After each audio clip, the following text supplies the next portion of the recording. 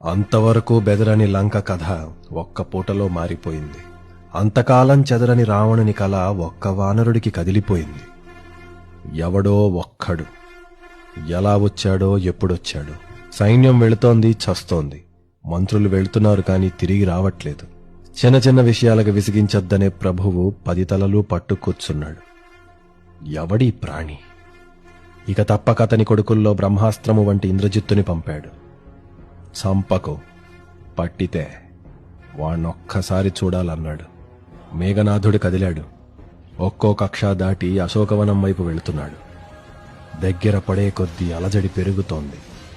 అదిగో అసురుల ఆర్తులు వినిపిస్తున్నాయి. పిడికిట ధనస్సు గట్టిగా పట్టి ఆఖరి ద్వారం దాటాడు. పిచ్చెక్కిన పిశాచాల్లా అటూ ఇటూ చిందరవందర పరుగులు. ఎక్కడికక్కడ జుగుప్స కలిగే మాంసపు ముద్దల జిగురులు. ఫల్గుణ శుక్ల అమావాస్య. ఆకాశంలో మెరుపులు. ఏయ్, ఎక్కడ్రావాడు అని కేకవేశాడు. ఒక అసురుడు వణికిపోతూ ప్రాకారంపైకి వేలు చూపాడు. అప్పుడే తడియంటి మింగిజారిన మెరుపు వెలుగులో ఆ భయంకరుణ్ణి చూశాడు.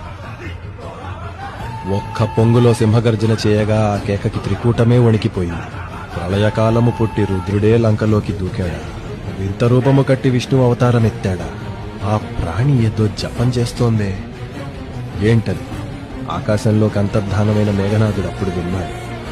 జయత్యతి బలో రామో లక్ష్మణశ్చ మహాబల రాజా జయతి సుగ్రీవో రాఘవేణాభిపాలిత దాసోహం కౌసలేంద్రస్య రామస్య క్లిష్టకర్మణ హనుమాన్ శత్రు సైన్యానాం నిహంతా మారుతాత్మజ.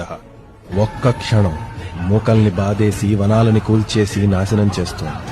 అంతలోనే ప్రాకారమెక్కి నరావణ సహస్రం మే యుద్ధే ప్రతిబలం భవే శిలాభిస్తు ప్రహరత పాదపైశ్చ సహస్రశ అర్ధయిత్వా పురీం లంకాం అవివాద్య చ మైథిలీ సమృద్ధార్థో గమిష్యామి విశతాం సర్వరాక్షసాం.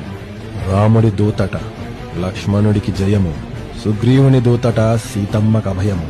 హనుమ తనని తాను పరిచయం చేసుకుంటూ చెప్తున్న జయమంత్రాన్ని ఆ లంక కొడుకు విన్నాడు. నన్ను కొట్టేదెవడు, నన్ను పట్టేదెవడు అంటూ ఆ సవాలుని విని అసురులు మొత్తం పరుగులు పెట్టగా ఆ పూటదాకా ఆగకుండా ఏడ్చిన తల్లి మాత్రం అట్టగట్టిన చెంపలపై చిరునవ్వు చిందించింది.